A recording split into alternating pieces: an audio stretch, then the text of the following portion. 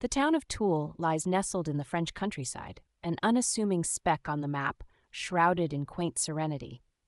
However, beneath this calm surface, a shadow looms ominously, a mystery that has engulfed the town in silence.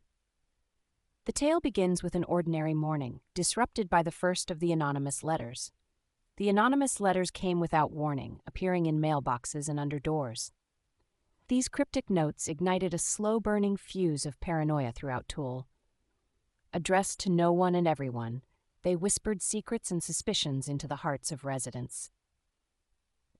Beneath the cover of night, unknown messengers passed the letters silently. Neighbor watched neighbor with growing distrust, each wary eye questioning which shadow could be responsible for the unsettling upheaval. The content of the letters was a mix of pointed accusations and bizarre predictions, stirring intrigue and fear in equal measures.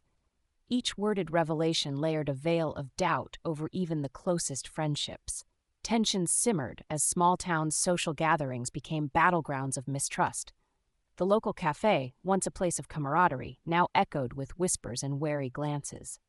Terrified of the unseen author, suspicion spilled out from behind closed doors. The bonds that had seemed unbreakable began to disintegrate under the weight of incessant paranoia. Rumors spread like wildfire across Tulle, each more outlandish than the last. Some claimed the letters were cursed, others suggested a supernatural hand was involved.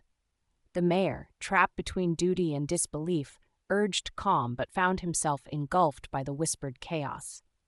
His own credibility was questioned as letters alleged official complicity. Police investigations into the letters hit dead ends. Without fingerprints or clues, the author remained a ghost, taunting authorities with the fear of the unknown.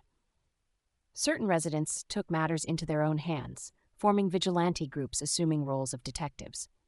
They operated under a guise of justice, but were only fueled by fear. Local historians dug into Tulle's past, searching for prior signs of such psychological warfare.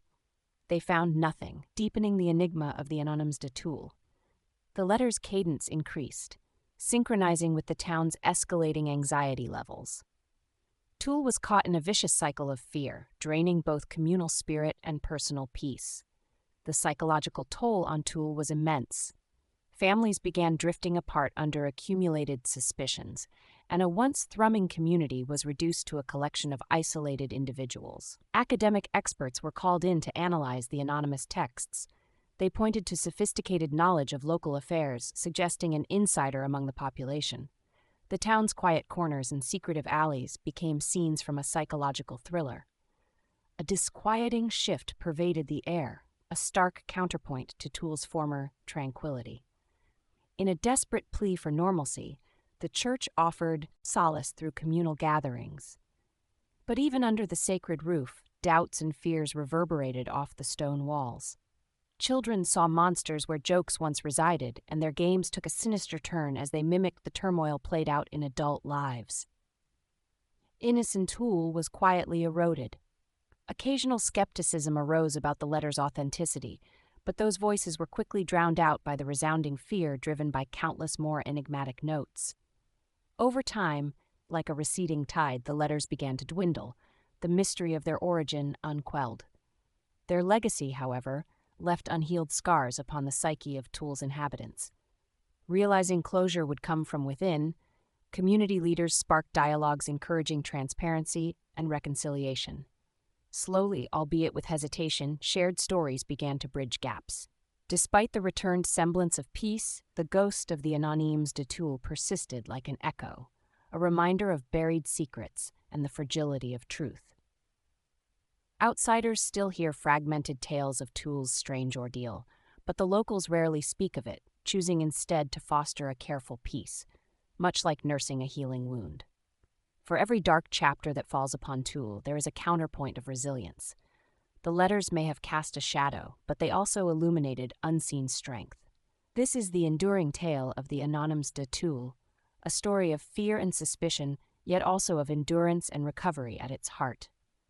As night falls softly over Tulle, the mystery of the letters remains unsolved, a quiet testament to the unpredictable nature of human psyche and resilience. The last letter might have been delivered to the winds, but its ghost continues to glide silently through the sleepy streets of Tulle, as the townspeople tuck in stories for another night's sleep.